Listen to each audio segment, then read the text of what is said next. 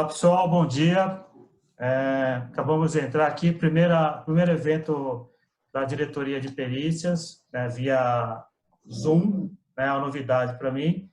Então, assim, paciência com a gente aqui, porque a gente não tem tanta habilidade, eu, pelo menos, não tenho tanta habilidade com o Zoom, então a gente vai aprender junto a mexer na ferramenta.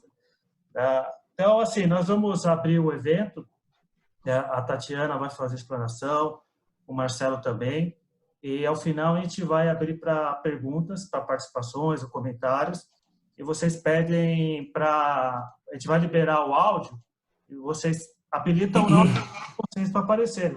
Eu recomendo que apareça, né, porque é uma boa ideia também. A Paula... Posso? Eu acabei de entrar num call aqui, mas é só... Estou vendo o pessoal entrando, então, assim, por enquanto vai ficar liberado para mim, para a Tatiana e para o Marcelo. Tá? E depois nós vamos entrar, as pessoas podem entrar para fazer participar, fazer perguntas ou comentários eventuais. Então, para começar aqui o evento, vocês acompanharam, vamos falar aqui da nova lei de franquias, né, que foi uma lei que ela entrou em vigor agora em março, né, ela é fresquinha, né, que acabou de entrar, né? E foi até um momento que a gente estava programando fazer esse evento presencialmente, infelizmente não deu por conta da pandemia que apareceu, né? Quem não participou, eu, a Tatiana e o Marcelo fizemos o evento da Lei da Liberdade Econômica, que foi um evento bacana, e a lei da franquia também, ela vem também com a combinação, né, dessa questão de trabalhar os contratos, para não ficar tão fechado assim, que as partes podem, vamos dizer assim, fazer contratos melhores. Tatiana e Marcelo são especialistas, vão falar mais sobre isso. Então, só para fazer um brief aqui da reunião, aqui que o encontro ele abordará os conceitos e novidades da lei, interpretações e expectativas, né, relacionadas às atuais e novas contratações pelo sistema de franchise, além de interessantes divergências que se espera sejam submetidas à resolução do Poder Judiciário brasileiro, inclusive no que diz a respeito ao contexto atual da pandemia. Então, aqui nós temos o Marcelo Guedes Nunes, que é o presidente da Associação Brasileira de Jurimetria, professor assistente de Direito Comercial da Faculdade da PUC, membro-presidente da Comissão Permanente de Jurimetria, além de diretor de pesquisas do Instituto de Advogados de São Paulo, IASP. A Tatiana, que é a advogada sênior do Peroneto Advogados, atua na área do contencioso, com foco em direito civil e comercial. É especialista lato sensu em direito processual civil e integra o quadro de associados efetivos do Instituto de Advogados de São Paulo. Eu sou o Fernando Viana, sou diretor executivo de perícias, sou sócio da Actual Perícias, estou à frente dessa diretoria desde 2011. Quem lembra, a gente está sempre em assuntos relevantes. A Tatiana e o Marcelo são fiéis colaboradores aqui da nossa diretoria. Então, espero que vocês gostem do evento e vamos em frente. Tatiana, fique à vontade. Muito obrigado, Marcelo.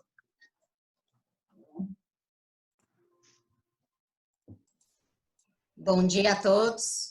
Me ouvem bem? Sim, eles não vão interagir agora, mas tá perfeito. Tá bom. Tá bom. Fernando, agradeço o convite para esse bate-papo sobre a nova lei de franquia. Dou bom dia a todos os presentes, Egídio, professor Marcelo. Estamos aqui enfrentando a pandemia e em meio a esses novos desafios. Vamos falar sobre a nova lei de franquia, não sem abordar um pouco do que está acontecendo em razão da Covid e dos possíveis reflexos e mudanças que a Covid trará a esse segmento de franquia. Como eu vi que o público presente é bastante diversificado e é composto por contadores, pessoal do sistema financeiro, empresários, advogados e peritos, eu vou passar muito rapidamente pelo contexto legislativo para contar para vocês como surgiu a nova lei de franquias e o porquê da existência dela. Fernando, se você puder passar para o próximo slide. Contextualizando qual era o mercado aí de franquia, a franquia surgiu no final do século XIX nos Estados Unidos.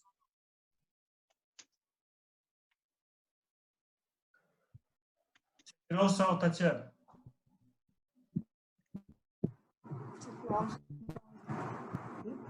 Estão me ouvindo? Agora sim.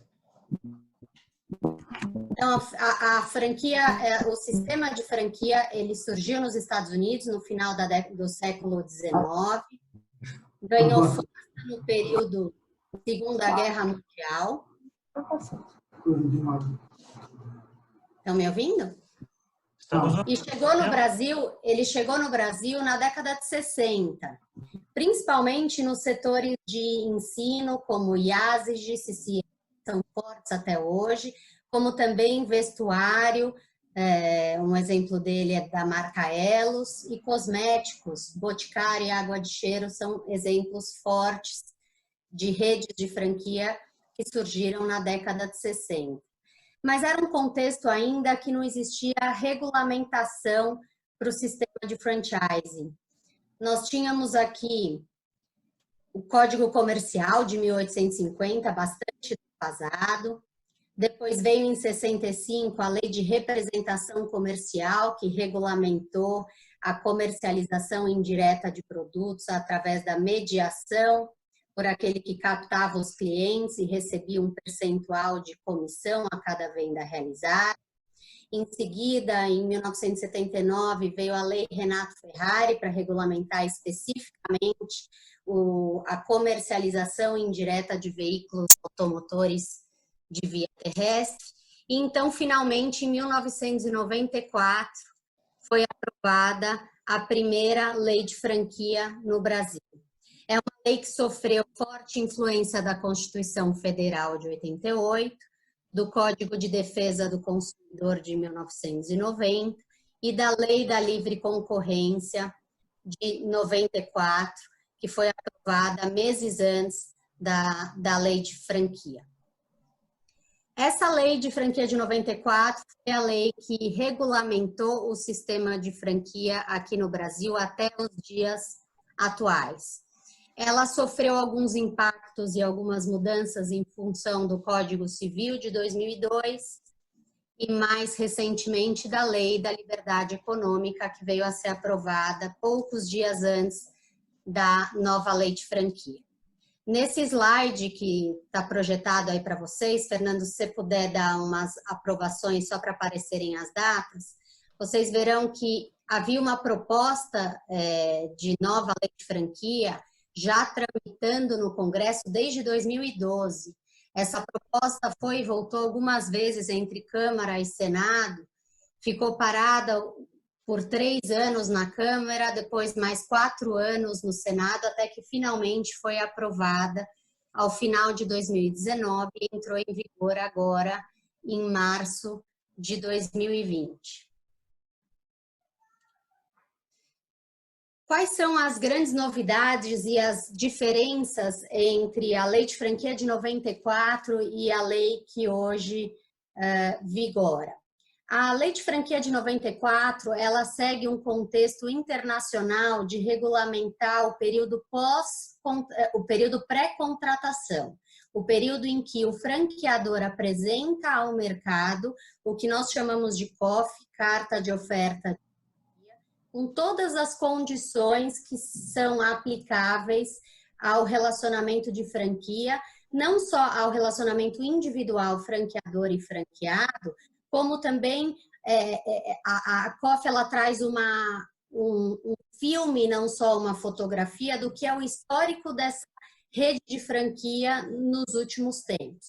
Então, a COF mostra quantos são os franqueados, em que região eles atendem, quantos foram os franqueados desligados nos últimos meses, quais as expectativas de investimento e quais as estimativas de retorno e amortização desses investimentos, caso o franqueado atue de forma satisfatória e como se espera que ele atue. O que veio fazer a nova lei de franquia, em vigor agora a partir de março? Ela trouxe mais transparência ainda à carta de oferta de franquia. Então, com o grande apoio da ABF, que é a Associação Brasileira de Franchising, e que concentra por volta de 1.300 associados entre franqueadores e franqueados hoje no Brasil, se avaliou o que é levado ao Poder Judiciário em termos de disputas e questões controversas envolvendo relacionamento franqueador e franqueado. Pode manter ainda a tela anterior. Obrigada. E tendo em vista aqueles assuntos que eram mais recorrentemente levados ao Poder Judiciário, é que se elaborou essa nova lei de franquia, remediando alguns pontos antes delicados e que geravam muita controvérsia. E não só controvérsia, como tornava o sistema de franquia um sistema que gerava certo receio do empresário. E que esse empresário acabava indo para um regime de representação comercial, para um regime de distribuição geral, de venda seguida de revenda, e não para o sistema de franchise. Quais são essas novidades e que vieram para mitigar as controvérsias e solucionar os problemas que eram levados para o judiciário? Antes, havia uma série de discussões a respeito da existência de relação de vínculo empregatício entre franqueador e franqueado. A nova lei de franquia veio com uma disposição expressa dizendo que na relação comercial franqueador e franqueado não há vínculo empregatício e, portanto, não incidem as normas de direito trabalhista. A nova lei de franquia também reforça a ausência de relação de consumo entre franqueador e franqueado, o que torna o ambiente mais simpático e mais tranquilo para que o franqueador se relacione com o franqueado e dê a ele todas os suportes técnicos e as regras necessárias para que o franqueado atue no mercado dentro dos padrões de qualidade que o franqueador pretende apresentar. Temos ainda, dentro da nova lei de franquia, uma questão que muito foi debatida no judiciário e que podemos usar aqui o exemplo do McDonald's, que é um bom exemplo desse modelo, que é a questão do franqueador alugar um imóvel, construir o estabelecimento e sublocar o imóvel para o franqueado, cobrando um valor adicional na sublocação em função das benfeitorias realizadas no imóvel. Isso não era admitido pela lei do inquilinato até então em vigor. Tampouco era admitido pela lei do inquilinato a possibilidade de o sublocatário ajuizar uma ação renovatória contra o locador proprietário do imóvel para que ele se mantivesse naquele local. A nova lei de franquia veio, então, para admitir expressamente tanto a possibilidade de a sublocação contar com um valor superior àquele da locação, desde que justificável e previsto na carta de oferta de franquia, como também dando ao franqueado a legitimidade para ajuizar a ação renovatória e também a ação revisional de aluguel contra o proprietário do imóvel. Então, basicamente, esses são os 4 pontos principais trazidos pela nova lei de franquia. E passando para um contrato de franquia internacional, que hoje é conhecido no mercado como Master Franquia, a nova lei de franquia veio também para trazer um conceito do que se entende por contrato internacional. E esse é um conceito que, acredito eu, vai ser usado não só para o sistema de franquia, mas para o mercado jurídico como um todo, porque, pelo que eu saiba, é a única lei brasileira que traz um conceito do que se entende por contrato internacional. E a importância dessa definição do que se entende por contrato internacional, ela é vista quando se discute lei de regência desses contratos e quando se discute qual é o foro competente para dirimir as controvérsias a respeito desse contrato. Veio, então, a lei de franquia, para, além de definir o que é contrato internacional, também ratificar o que, a meu ver, já valia, mas que era objeto de disputas judiciais, quanto à validade de cláusulas arbitrais em contratos de franquia. Então, essas são as principais novidades, aqui pincelando em menos de 10 minutos, o que trouxe a lei de franquia para tornar o mercado brasileiro ainda mais atraente para novos negócios tanto no âmbito nacional como no âmbito internacional.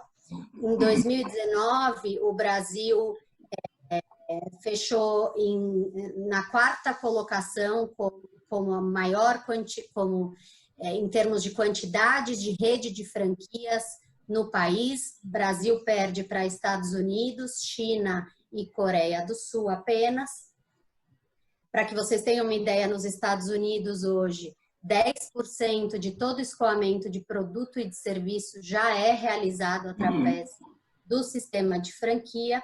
Então, acredito eu que é uma sistemática que agora, com uma legislação bastante moderna e uma legislação internacionalizada, teremos aqui o potencial no Brasil de tornar o sistema de franchising algo ainda mais adotado pelos empreendedores. Trouxe para vocês no próximo slide, rapidamente, alguns dados numéricos do desempenho do franchising em 2019 no Brasil. O faturamento nas atividades envolvendo franquia totalizou 200 bilhões em 2019, com um aumento alavancado nas áreas de casa, construção, comunicação, informática e eletrônicos. Em termos de unidades de franquias, o ano de 2019 fechou com mais de 160 mil unidades, com destaque nas áreas de comunicação, informática e eletrônicos. Em 2019, as redes de franquia empregaram 1,3 milhões de pessoas. Se puder passar, Fernando. Coloco aqui para vocês rapidamente quais são as 20 maiores redes de franquia no Brasil, com a colocação deles no ano de 2018 e no ano de 2019. Vocês verão aí uma predominância nos segmentos de alimentação, cosmético, serviços automotivos e serviços educacionais. Pode passar, Fernando. Aí as próximas colocações, destaque a presença dos Correios como uma empresa pública que também adotou o sistema de franquia, o que é bastante interessante, mas que, pelo que eu saiba, não veio acompanhada de outras redes. O que temos hoje é apenas Correios, envolvendo empresas públicas. Pode passar, Fernando. Agora, os segmentos que adotam o sistema de franquias aí em termos percentuais nos anos de 2019 e 2018, um crescimento significativo na área de alimentação. Pode passar. Trazendo rapidamente algumas informações sobre o potencial do mercado brasileiro e a atração de marcas estrangeiras, temos aqui informações divulgadas pela ABF e que mostram um crescimento de 13% de marcas estrangeiras no Brasil. Em 2018 eram 190 marcas estrangeiras no Brasil, em 2019 eram 214 marcas vindas de 30 diferentes países para cá. A expectativa é de que com a nova lei de franquia, outros empresários estrangeiros venham se instalar no Brasil dentro da sistemática de franquia ou migrem de sistemáticas de distribuição e de representação comercial que hoje eles adotam para o sistema de franquia, que é um sistema que, além de ter uma regulamentação típica, dá uma grande liberdade aos contratantes para disporem dos termos que pretendem contratar. Pode seguir, Fernando. Aqui tem os dados de quais são os segmentos das marcas estrangeiras que vêm para o Brasil, uma predominância, de novo, na área de alimentação, principalmente áreas de restaurantes de fast food. Pode passar. Com relação à expansão das empresas brasileiras para o mercado internacional, também foi possível verificar um aumento de 12% se comparadas as quantidades de 2018 para 2019. Hoje nós temos mais de 160 marcas brasileiras espalhadas em 107 países, adotando o sistema de franquia, e esses são os segmentos, pode passar, Fernando, esses são os segmentos das marcas brasileiras distribuídas internacionalmente com predominância de moda, saúde, beleza e bem-estar. Então, nós importamos franchising na área de alimentação e exportamos o franchising na área de moda, saúde, beleza e bem-estar. Pode passar.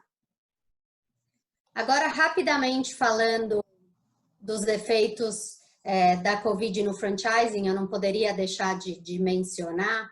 Trago rapidamente para vocês aí no próximo slide, especificamente no que diz respeito à franquia.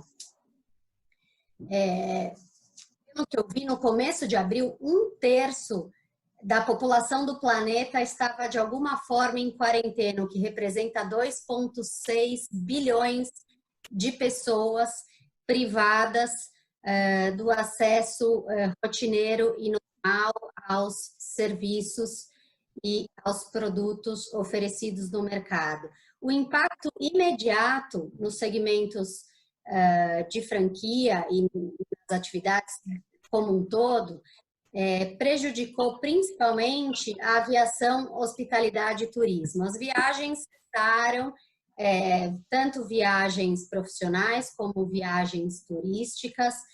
O que tínhamos de hotéis trabalhando foram principalmente os hotéis que abriram para atendimento das áreas médicas e hospitalar, mas esses foram os 3 segmentos que tiveram um impacto abrupto e imediato em função da pandemia.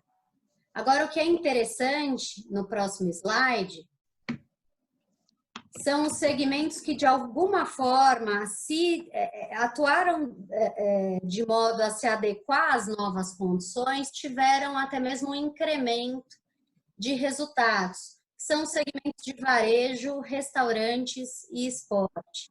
Se vocês fizerem uma pesquisa na internet, vocês verão que o valor das bicicletas ergométricas, os pezinhos de ginástica e aqueles tapetinhos de prática de yoga, tiveram seus preços aumentados significativamente e a venda de vestuário na área de esporte também cresceu bastante. Os restaurantes, num primeiro momento, tiveram uma queda, mas rapidamente se adaptaram à nova situação, e aqueles que tinham alguma condição de trabalhar no segmento de delivery conseguiram aumentar significativamente o volume das suas vendas.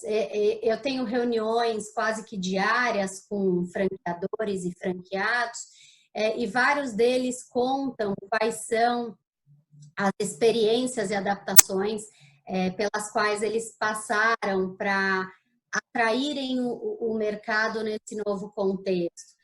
Tem pizzaria hoje vendendo aqueles discos da massa de pizza e o molho de tomate prontos, porque hoje a população se interessa em comprar esses discos de pizza e fazer pizza em casa.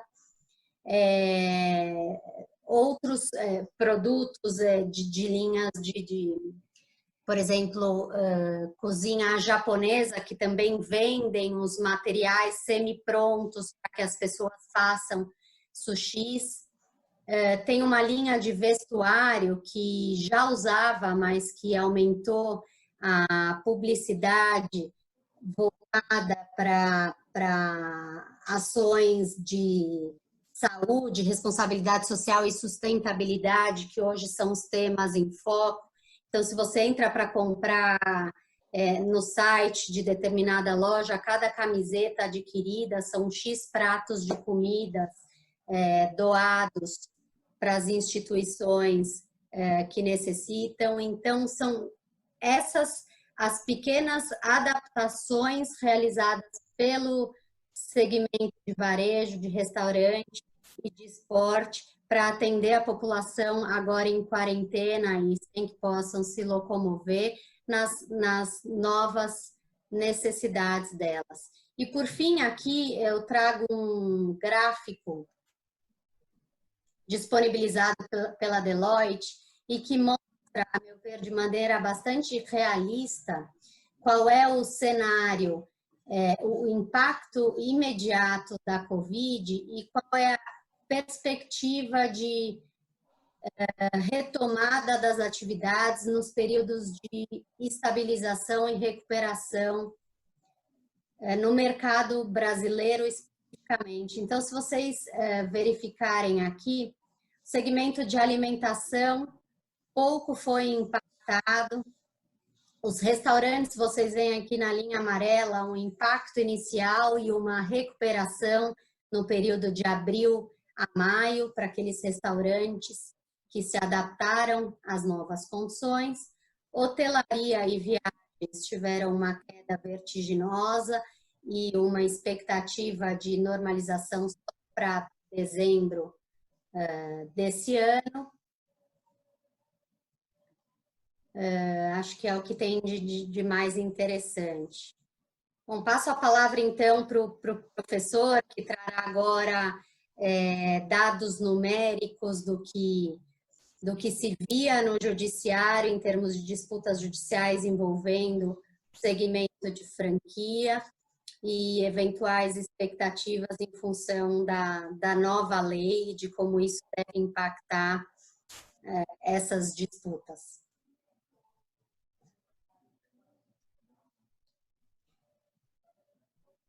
Você, Marcelo, só precisa habilitar o seu som.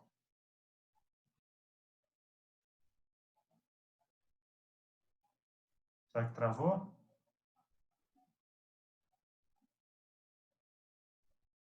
Só um pouquinho, pessoal. Acho que ele caiu.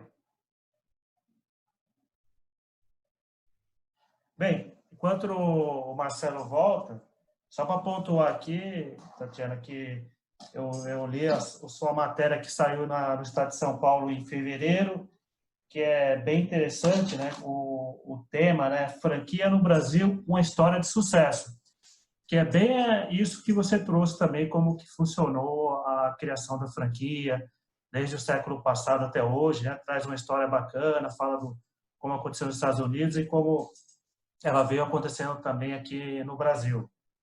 Quem puder pesquisar depois, foi uma matéria que saiu no Estado de São Paulo dia 19 de fevereiro, né, e traz esse tema mesmo sobre o mundo das franquias. Né?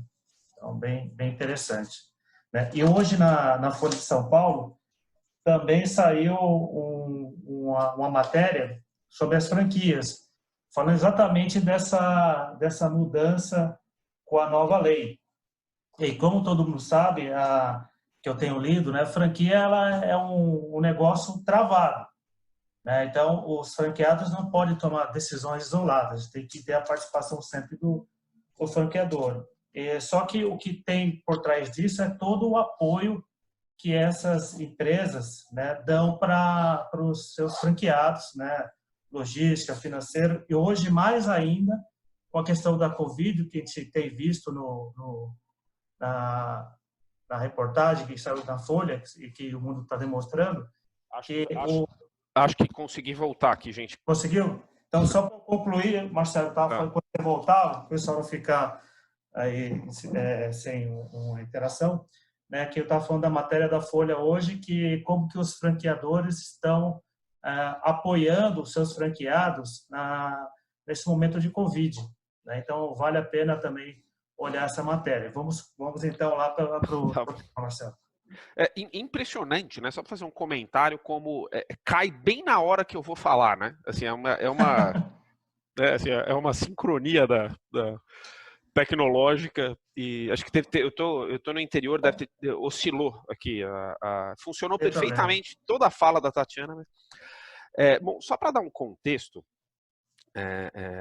para quem está tendo contato com isso pela primeira vez, na verdade é o seguinte, até agradecendo aí ao Fernando e à Tatiana pelo convite, né? A parte aqui da apresentação, ela diz respeito ao volume de processos que entram no Judiciário Paulista e que tratam de matéria empresarial como um todo, mas especialmente de franquia, né? E a minha entrada, a minha participação a origem desses estudos, ele vem do fato do Tribunal de Justiça, quando ele começou a pensar, lá pelos idos de 16, em criar uma estrutura de primeira instância especializada em matéria empresarial, isso para atender a demanda do Doing Business e posicionar melhor o Brasil no ranking de ambientes de mercado, né? O Banco Mundial ele faz uma análise anual mostrando quais são os melhores ambientes de mercado, e um dos pontos que leva em consideração para isso é a existência de uma justiça especializada para o empresário, né? Ele tinha uma dificuldade grande em definir qual seria a competência dessas varas, porque evidentemente São Paulo movimenta 40% da economia brasileira e tinha que tomar cuidado para dimensionar ela de maneira correta, ou seja, que processos que iriam e quais não iriam. Só para dar um exemplo, quer dizer, se toda execução de duplicata mercantil, que é uma matéria tipicamente empresarial, fosse para as varas empresariais, ia atolar lá o judiciário e nada ia funcionar. Então, a gente fez um estudo sobre o que tinha de processo empresarial, né, andando na justiça antes de definir a competência das varas. E aí, nós chegamos a um volume, vamos dizer assim, estimado, ideal, né, de processos para a criação de 2 varas especializadas que não incluiriam todas as matérias de direito empresarial, mas que seriam encabeçadas, evidentemente, além de recuperação judicial e falência, que tem varas separadas, né, matéria societária, tá, que é a matéria lá do livro do direito de empresa do Código Civil, questões de propriedade industrial, marca, patente e tal, e franquia, que são os principais contratos, né? Então, quando a gente observa, né, o volume de processos que entram no judiciário, né, e que entra em questão em matéria especializada, a gente percebe que, tirando recuperação judicial e falência, esses são as 3 principais matérias discutidas, né, no judiciário. Direito societário, principalmente briga entre sócios, exclusão de sócio, retirada, propriedade industrial, disputa marcária, né, e contrafação e tal, e franquia, que aparece aqui, né, a gente vê, né, esse gráfico aqui, ele mostra a frequência de processos em números absolutos para o ano de 2018, né, franquia ele aparece aqui com um volume mais ou menos próximo aí de 150 processos, né, no ano, entre 150 e 200, mas por quê? Porque como a gente vê que tem uma barra aqui, ó, de contratos em geral, isso aqui não existe em vara empresarial, porque contrato, por exemplo, 2 contratos que a Tatiana mencionou aí na fala dela, distribuição e representação comercial, apesar de serem típicas relações comerciais, inclusive com alguns pontos de contato com franquia, em princípio elas não entram na competência. Então esse contrato em geral, ele está subdividido, é má classificação, né, entre contratos societários e contratos de franquia e questões relacionadas à matéria de propriedade industrial. Na verdade, a gente teve aí no ano de 2018, né, um número assim, aproximado de um pouco mais de 225 casos de franquias judiciais distribuídos aí nas varas especializadas. E o que eu acho interessante de passar para vocês, e isso é um pouco que afeta, acho que a nossa atuação, tanto como advogado, como peritos, contadores e, evidentemente, como empresários da área, é como determinados fatores, né, levam ao aumento ou à redução na quantidade de conflitos. Porque enfim, quando a gente fala principalmente de peritos e advogados, quer dizer, a expansão na quantidade de conflitos, ela representa um aumento da carga de trabalho, né? Então, não só o judiciário tem que se preparar para esse aumento, mas também assim, advogados e todos os assistentes ou aqueles profissionais que orbitam em torno do processo prestando serviços acessórios. Então, Fernando, se você puder passar aí para o próximo slide. Mas na verdade, antes de falar do impacto, é só interessante ver o seguinte, que o processo de franquia, ele é um processo que ele tem uma quantidade relevante, mas ele tem também valores relevantes. Então, assim, quando a gente compara a mediana do valor dos processos, né, distribuídos pelos franqueados ou franqueadores, a gente percebe que, comparado com o direito societário, que aqui é a matéria, né, que tem um valor mediano de causa muito elevado, né? Então, aqui o gráfico mostra, o número está um pouquinho pequeno aqui para mim, mas é que a mediana é algo próximo de 150 mil, é isso? Estou vendo aqui. 150. 150 mil, isso. Ou seja, as disputas que envolvem franquias, elas são relativamente complexas quando comparadas com o direito societário, em que normalmente a gente está falando de pequenas limitadas, muitas com 2 sócios, né, e questões e um valor de capital social que gira aí próximo de abaixo de 20 mil reais. Então, são processos que, além de relativamente numerosos em relação aos demais, eles são relativamente complexos também. Então, se você puder passar para o próximo. Mas então eu dizia, né, sobre como esse volume de processos ele é afetado por, vamos dizer assim, movimentações estruturais na sociedade ou no próprio judiciário. E aí aqui a gente tem hoje 2 grandes fatores, tá, que explicam o crescimento no volume de processos de franquia. E aí eu vou mostrar para vocês como ele vem crescendo, né, sensivelmente ao longo do tempo, mas principalmente após a instalação das varas. 2 deles são especialmente importantes. O primeiro que eu vou falar é a própria criação das varas especializadas, que tem um efeito no volume de processos bastante significativo. E o segundo é o Covid, né, que foi tratado pela Tatiana no final. Primeiro, em relação às varas especializadas, né, e esse gráfico aqui ele mostra a distribuição de processos, né, nas varas em São Paulo por tipo, aqui por assunto, né, assunto processual classificado de acordo com o CNJ, ao longo do ano de 2018. Então, o que esse gráfico mostra, acho que algumas coisas que vale a pena comentar primeiro, a gente tem uma preponderância dentro das disputas empresariais de questões societárias, que de fato são as mais volumosas, né? Segundo, a gente tem sempre uma sazonalidade, então é normal, e vamos pegar aqui o exemplo só do societário que ele fala por todos, que em janeiro ele começa abaixo por causa das férias forenses e em dezembro ele tende a cair no final. Então a grande maioria dos gráficos, né, ele empina para baixo no final, porque as pessoas não litigam, elas têm uma menor propensão a litigar entre dezembro, né, entre 60 dias, finalzinho de novembro e até o começo de fevereiro, até antes do carnaval. Então, os processos, a entrada de ações na justiça, ela obedece um padrão de sazonalidade também. Tá? No entanto, se a gente observa a franquia, que tá, os casos de franquia que estão marcados aqui, um verde água, enfim, eles, ao contrário, eles tiveram, no ano de 2018, eles tiveram uma empinada para cima. Eles continuaram, eles têm uma tendência de aumento e continuaram subindo, inclusive, até o final do ano. Tá?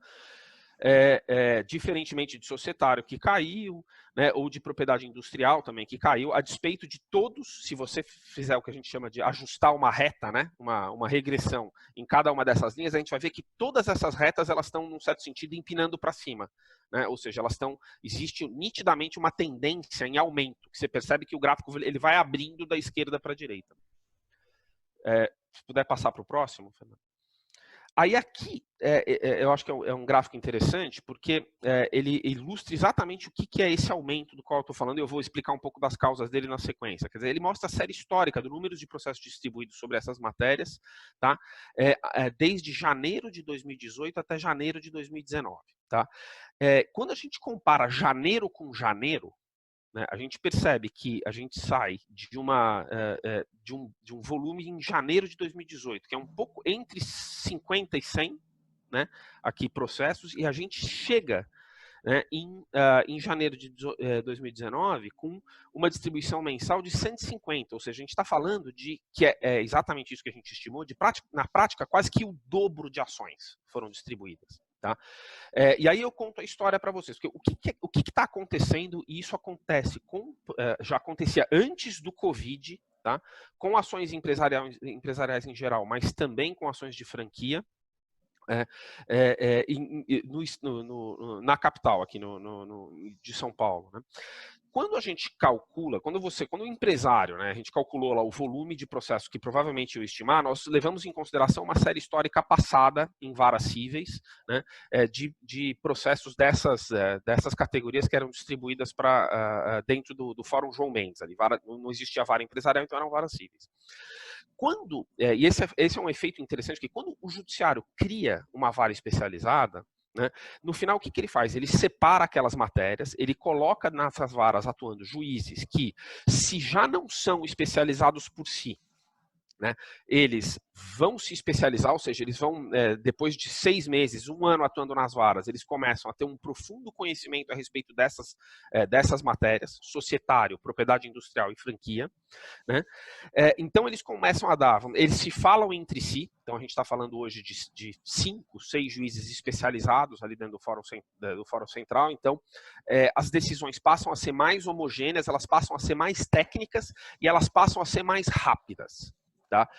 Por conta desses 3 fatores, né, você tem maior segurança jurídica e você tem, vamos dizer assim, um custo menor no processo, inclusive uma incerteza menor.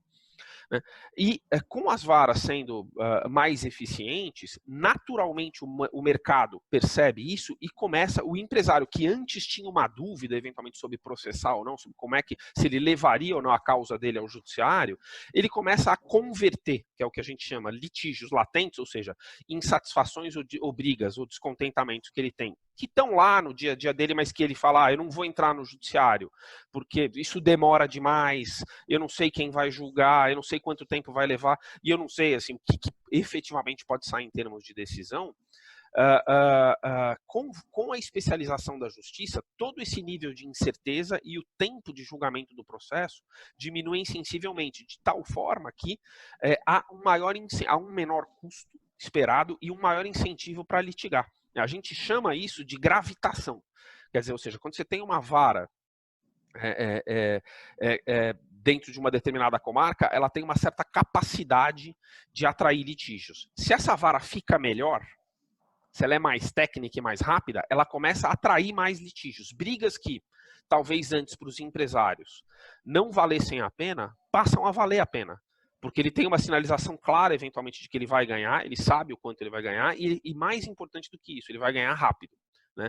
Então, esse efeito de gravitação, ele não é desprezível, longe disso. O que esse gráfico aqui está mostrando é que ele está indicando, num primeiro momento, uma aceleração de mais do que duplicar a quantidade de processos a cada 12 meses. Né? Na comarca de São Paulo, que não é trivial. Pode passar, Fernando, por favor, aí para o próximo slide. Então, aqui, nesse gráfico, a gente também mostra o que é o mesmo fenômeno, mas sob uma perspectiva temporal mais extensa. Né? Então, a gente tem aqui, a partir de 2013, a quantidade de processos, né, distribuídos por ano relacionados a essa matéria. Né? A gente vê que tem uma oscilação aí entre 2013 e 2014, mas 2018 e 2019 são os anos que assim, a vara empresarial, elas são instaladas no finalzinho de 2017.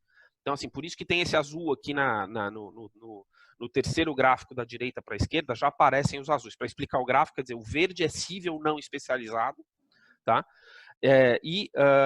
O azul escuro e o azul claro são a primeira e a segunda varas empresariais, que começaram a puxar os processos de franquia para a competência delas. Como elas são instaladas, se não me engano, final de novembro de 2017, já em 2017 aparece aqui no topo do gráfico uma quantidadezinha de de ações, mas você vê que a oscilação, né, no volume anual de processos, ela não muda relativamente. Houve um aumento, né? Eu acredito, e aí até vocês podem falar melhor do que eu, talvez a Tatiana, esse aumento de 2014, entre 2013 a 2016, há um crescimento normal do mercado de franquias, né, porque não houve nenhuma alteração na estrutura do judiciário, e ele meio que se mantém até 2017. Mas de 2017 para 2018, que é o primeiro ano que a gente tem de fato vara empresarial, a primeira e a segunda atuando, o salto, aí só nessa quantidade de processos, é de 70% a mais de conflitos, né?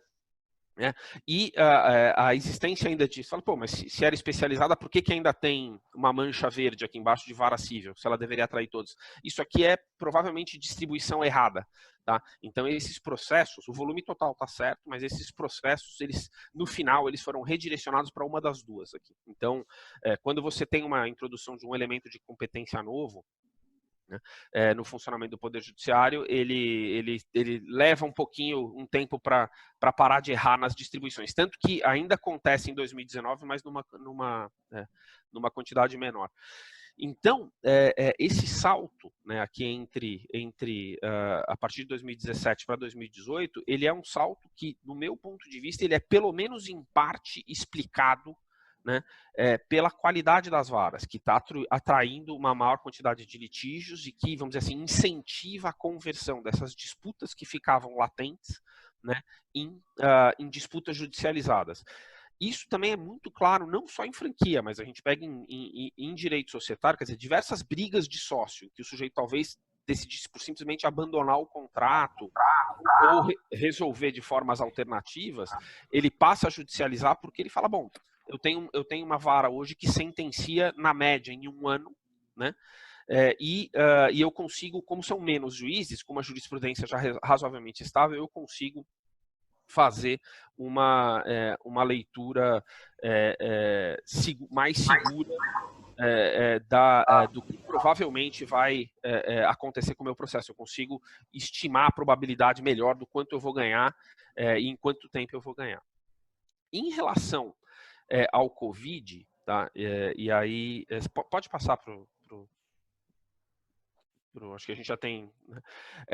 Eu queria só terminar assim, falando a respeito do Covid e a despeito da gente não ter gráficos aqui, a gente mede também na associação efeitos de crises econômicas no volume de processo. A gente procura acompanhar como que a flutuação do PIB, né, afeta a quantidade de disputas que vai para o judiciário. E aí a gente tem um caso clássico que ele é intuitivo e é verdadeiro em muitos casos, né, de correlação negativa, ou seja, é evidente que quando você tem uma desaceleração muito forte, uma queda no PIB, né, a tendência é que isso cause, né, no Poder Judiciário num aumento de disputas. É aquela máxima que diz que em casa que falta pão, né, todo mundo briga e ninguém tem razão. Então a gente vê assim, as pessoas que, diante da falta de recursos, que elas recorrem ao Poder Judiciário ou para ganhar tempo, ou para poder, de fato, obter revisões contratuais em nível 1, que a gente chama de contratos isolados, ou, eventualmente, grandes revisões em nível 2, que são as recuperações judiciais. Certeza absoluta que isso vai acontecer hoje no judiciário brasileiro e paulista também, principalmente, né? Muita gente me pergunta, fala, Marcelo, mas poxa, a gente está vendo aqui, ainda não começaram a entrar os processos. Fala, não começa mesmo. A gente tem estudos também que mostram isso, que chama causalidade de Granger, que entre a causa e o efeito existe uma distância temporal. O efeito não é instantâneo. Não é assim, o sujeito entrou em crise, ele no dia seguinte nem está com processo. Não. Né? Entre cessar o caixa, ele parar de pagar, tentar negociar, buscar fontes de recurso alternativo, daí ir para o judiciário, a gente tem a conta, leva entre 60 e 90 dias. Né? Então, e a gente vem conversando com a administração do Tribunal de Justiça, a gente fala ó, vocês têm 90 dias para se preparar para o tsunami que está vindo e ele vai chegar. Né? Essa preparação ela está acontecendo, eu imagino, vendo esses gráficos, né, que a gente percebe que a franquia, o societário, a propriedade industrial e os contratos empresariais, eles têm um comportamento um pouco padrão. A franquia, ela é curioso, mas ela é um contrato mais sofisticado, né, e que, vamos dizer assim, ele sofre um impacto proporcionalmente menor, mais grande. Então, se a gente pegar nas disputas entre sócios, que aumentou em 110%, franquia subiu 70%. Né, de 17 para 18, mas subiu fortemente também. Né? Então, eu não tenho dúvida que esse padrão vai se repetir agora com a retração da economia. E o que o tribunal vem fazendo, assim, em parte com base nas recomendações que a gente deu, né, para poder enfrentar esse tipo de disputa? Tentar criar mecanismos alternativos pré-processuais de solução. Eu não sei se vocês chegaram a ver, a Tatiana certamente viu, mas acho que é interessante comentar com os demais, o provimento 11 da Corregedoria do Tribunal de Justiça de São Paulo, que criou a mediação pré-processual eletrônica. Né? Então, é uma espécie de... É um buffer, é uma tentativa do tribunal de criar uma antessala dos processos, tudo inteiramente virtual, então você consegue apresentar a sua causa de pedir, o seu pedido, diretamente para o tribunal por e-mail. O tribunal, ele marca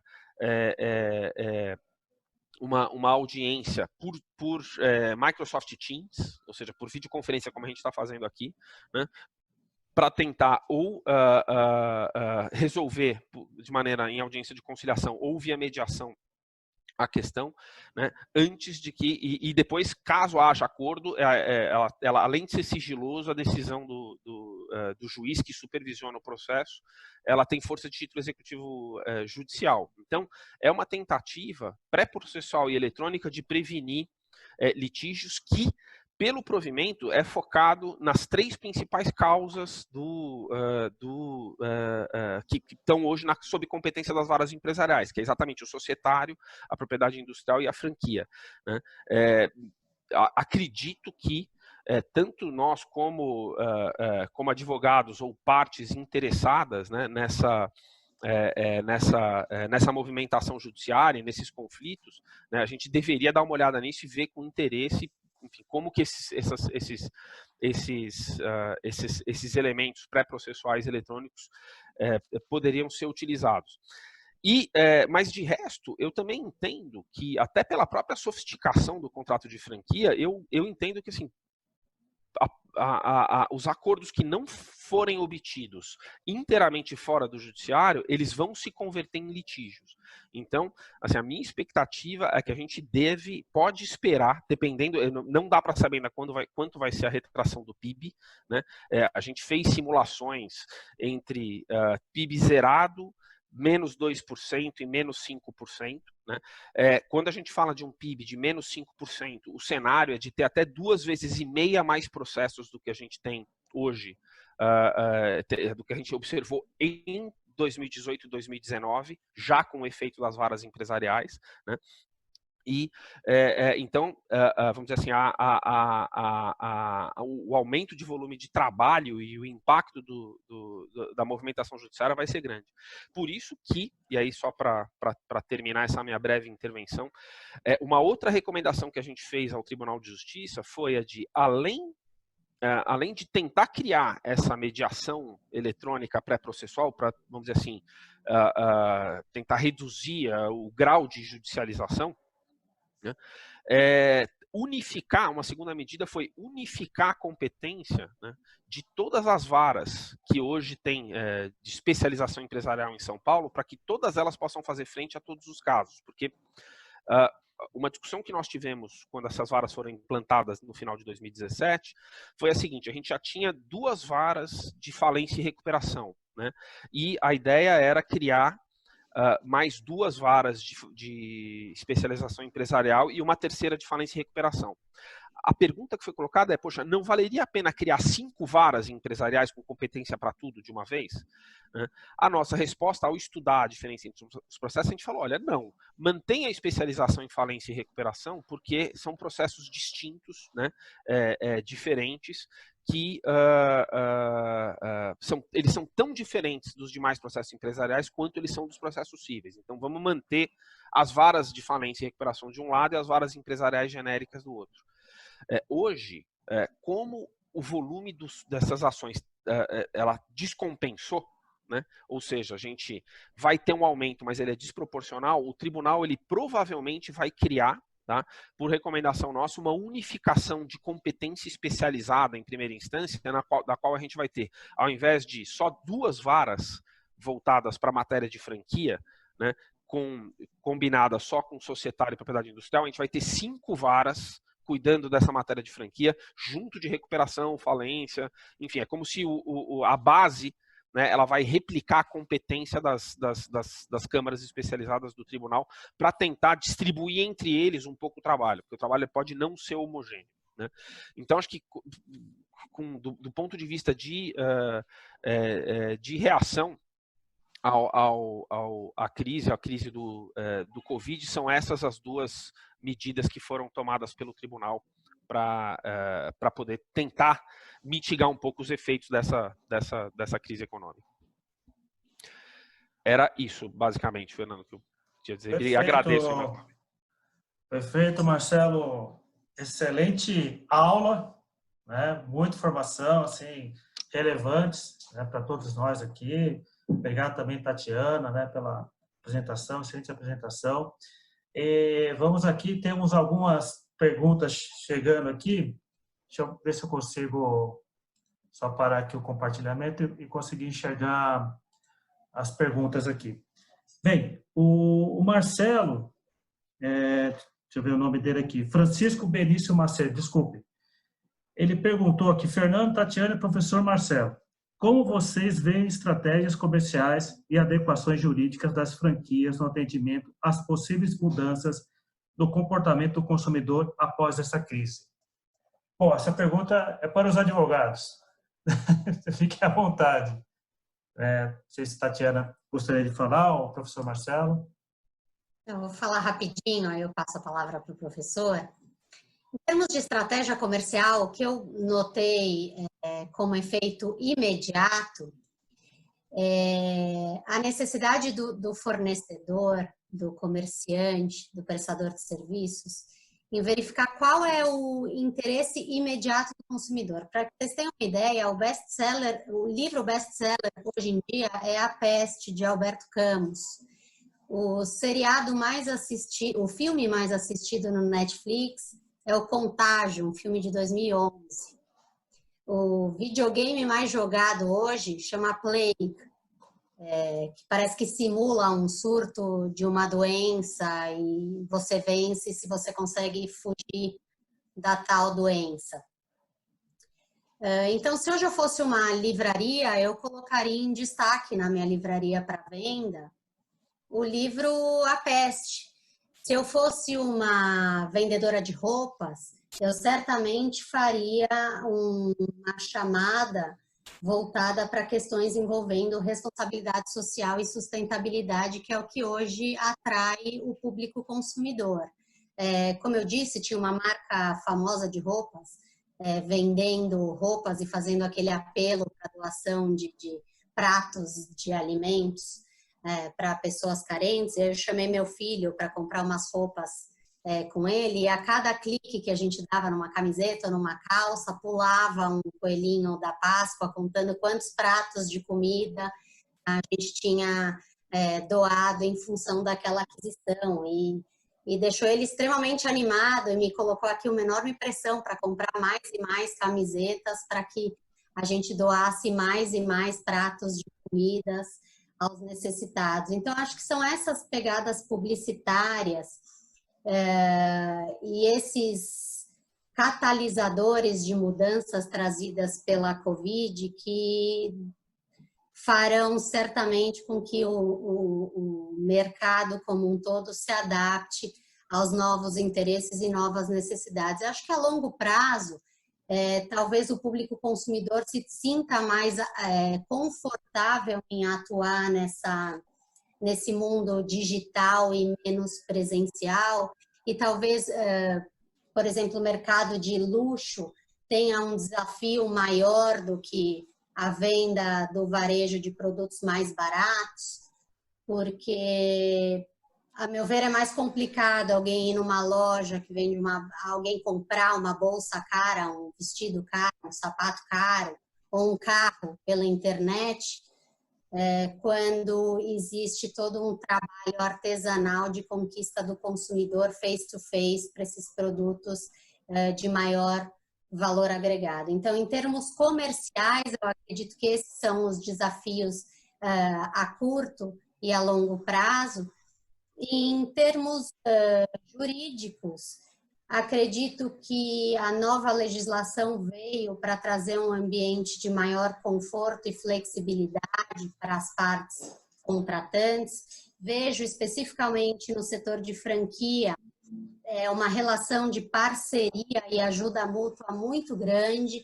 Então, ao invés de termos agora uma avalanche de ações de despejo nesses relacionamentos de sublocação de franqueador com franqueado, o que eu vejo é a renegociação e a repactuação de dívidas de valores locatícios para dar aos franqueados o fôlego financeiro que eles necessitam para a superação da crise, uma vez que é de interesse do franqueador que se mantenha a sua rede de franquia a todo vapor. É uma ajuda mútua com resultados que favorecerão a ambos. Então, vejo muito mais aqui uma atuação dos advogados em repactuações de dívidas e adequações de condições contratuais do que numa avalanche de disputas para cobranças e bancarrotas de empresas. Perfeito. Não, eu queria fazer só um comentário na linha do que a Tatiana está falando. Assim, se eu tivesse que dar uma recomendação para franqueados e franqueadores em geral, mesmo para empresários, sejam flexíveis. Sabe assim, o que está acontecendo não foi previsto pelo legislador. Então, assim, se os empresários pensarem em contar com alguma estratégia que seja puramente judicial, ela tem que realmente ser a última das últimas alternativas, se for uma questão de sobrevivência. No mais, tentem ser flexíveis, porque os remédios jurídicos que tem hoje na legislação brasileira, ação revisional principalmente, e recuperação judicial, eles não foram desenhados para crise sistêmica. Então, uma recuperação judicial, ela funciona se o devedor puder impor um desconto aos credores dele, mas os credores forem saudáveis. Se está todo mundo na lama, se está todo mundo em dificuldade, a imposição, né, do desconto vai gerar inadimplemento nos seus credores, que por sua vez vão entrar com recuperações judiciais, né, e no final, é um pouco do que a gente vem falando, todos nós vamos ser devedores e credores em recuperações judiciais ou autores e réus em ações revisionais. Então, acho que na linha do que a Tatiana colocou, a recomendação genérica que eu daria é assim, sejam o mais flexível, tentem de toda maneira a encontrar uma saída que seja negocial, evidentemente com o auxílio dos seus advogados e assessores e tal, mas assim, tentem o máximo que você puder fugir da justiça. Às vezes é inevitável, vai ter aumento de processos, é o que eu falei, mas sejam flexíveis e tentem fugir disso, porque a justiça não está preparada para receber esse volume de ações e os remédios processuais e litigiosos, eles não foram feitos para poder resolver crises sistêmicas de mercado. Perfeito. Nós estamos finalizando, infelizmente, a apresentação. Eu devo ter umas 5 perguntas para fazer, tá? Mas eu não vou fazer isso, não. Então, eu queria só... Apareceu uma pergunta importante, eu vou pedir para vocês serem breves, que foi o Ricardo Brito que fez, né? Ele perguntou, com o advento das varas empresariais, como os senhores projetam a evolução de procedimentos direcionados para a arbitragem? Eu acho que isso aplica tanto para a franquia como para outras questões também. Bom, eu posso falar rapidamente? Oh, por favor. Assim, é visível no estudo do perfil dos casos que vão para as varas empresariais que a vara empresarial ela tem uma atuação complementar à arbitragem, né? Ou seja, quais são os litígios que são direcionados para as varas empresariais? Normalmente aqueles que, seja por uma questão de valor ou de complexidade ou de própria natureza, não vão para a arbitragem, né? Então, ou seja, por que tem tanto conflito de propriedade industrial nas varas? Porque a gente está falando de contrafação, quer dizer, o sujeito da 25 de março que falsifica o seu produto, ele não vai assinar uma convenção de arbitragem para poder, né, para poder resolver algum tipo de disputa. Ele tá praticando um ato antijurídico e no final seu único recurso, né, sua relação com ele não tem base contratual. Então, o seu único recurso é ir para o judiciário. Agora, o que eu acho interessante, tá, na pergunta do Ricardo, é o seguinte: a arbitragem, como tudo na vida, né, assim, ela fez um sucesso muito grande no começo e ela começou a ser, só que, assim, exatamente por conta do sucesso, começou-se a congestionar muito a arbitragem. Então, a Tatiana também tem atuação em processo de arbitragem e a gente sabe que aquele processo que era rápido no começo, né? Seja pelo volume de trabalho das câmaras, seja porque hoje em dia todo mundo tem conflito em tudo, então é muito difícil montar os tribunais. Os processos de arbitragem estão cada vez mais demorados, né? A despeito de continuarem sendo técnicos. Quando vêm as varas empresariais e criam uma alternativa que é mais barata, independente, técnica, e agora ela é rápida, né? Ela começa a competir com a arbitragem pelas disputas em geral, né? Então, eu acho que a relação entre as duas é num primeiro momento de complementaridade. Então, disputas não contratuais tendem a ir para as varas judiciais, né? Mas é também uma relação de competição, porque hoje muita gente às vezes que não está tão satisfeita com a arbitragem, com aquele problema de split the baby, né, solução salomônica, né, de que a gente vê em arbitragem às vezes, quer dizer, como os dois lados são clientes, todo mundo acaba levando alguma coisa. Então, há uma competição que eu acho que impede igualdade, né? Está começando a ficar em pé de igualdade, né? Em que pessoas que antes optavam por colocar cláusula compromissória talvez estejam olhando para a recém-criada justiça especializada e falam, bom, talvez ali seja melhor. Perfeito. Tatiana, tem algum comentário? Não, concordo com o professor Marcelo. A arbitragem, imagino que atrairá as disputas internacionais.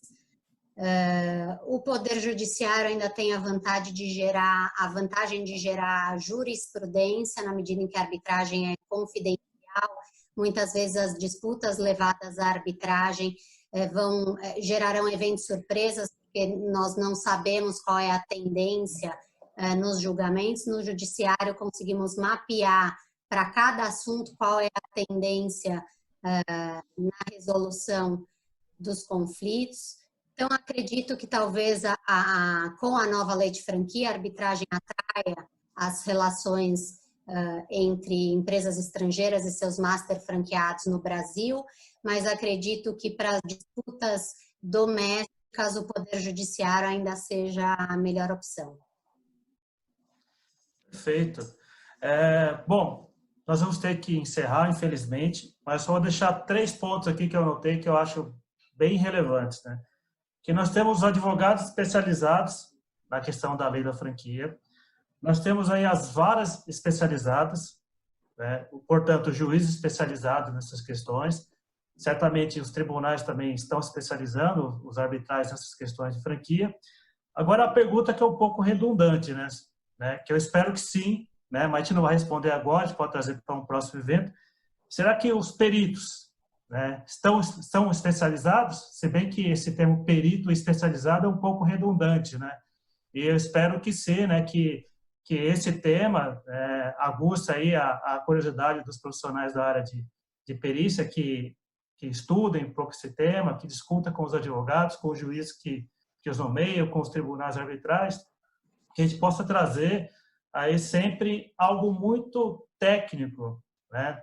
ponto técnico mesmo, não jurídico ou de direito, né, mas que os profissionais da área de contabilidade, de economia, de finanças, possam apresentar trabalhos de qualidade para os juízes, para os tribunais e para os seus clientes também, para que tenha aí um direcionamento eficiente em qualquer demanda desse sentido, que eu acredito que, por conta da crise, essas demandas que envolvem franquias, não só franquias, mas como o tema é franquia, devam aumentar ao fim dessa crise aí do Covid, porque a gente sabe que esse setor está bem estrangulado, não estão conseguindo vender, como eu citei a reportagem da Folha, as franquias estão preocupadas com os seus franqueados e buscando alternativas para ajudá-los a atravessar essa crise. Mas a gente sabe que grande parte desses franqueados, que era o que estava na Folha, são empresas que faturam algo em torno de R$95 mil por mês. Portanto, são pequenos empresários, né, que vão sentir aí na pele essa questão da crise, como tantos outros setores, né? Então, eu agradeço, Tatiana, né, pela apresentação, agradeço ao professor Marcelo aí pela apresentação também, foi muito bom, excelente parceria que a gente tem feito, espero contar com você em outros temas, né? Em relação à perícia, nós vamos, daqui 2 semanas, também trazer mais um evento sobre perícia contábil, né? Espero que vocês acompanhem nos canais da ANEFAC, receberão seus convites e até a próxima, pessoal. Muito obrigado. Quer deixar uma mensagem, Marcelo, Tatiana, no final? Agradecer só a presença de todos, foi bastante interessante. Debate, estou à disposição para caso de dúvidas. Okay. Também, Fernando, só agradecer e enfim, desejar saúde aí para todos. E se cuidem. Isso aí.